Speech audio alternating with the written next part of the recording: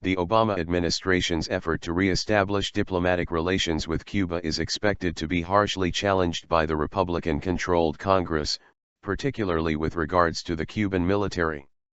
Just last week, Rep.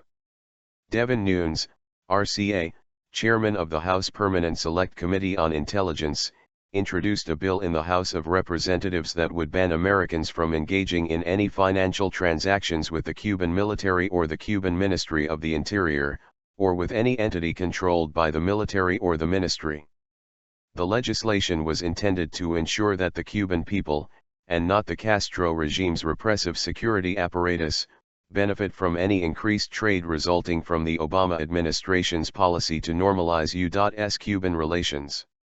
It has received significant support from Republican members of the House, including Mac Thornberry, RTX, chairman of the House Armed Services Committee. Other leaders of both the House and Senate have also introduced legislation prohibiting Americans from conducting financial transactions with the Cuban military, which could include the simple act of paying a hotel bill.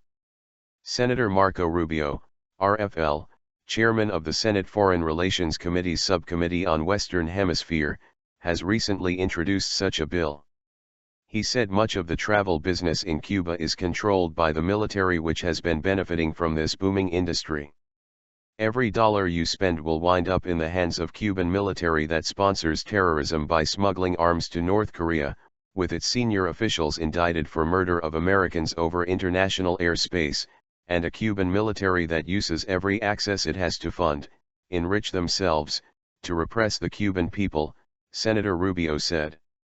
Havana has turned to Beijing for military supplies as Washington prohibits any weapon transferring to Cuba.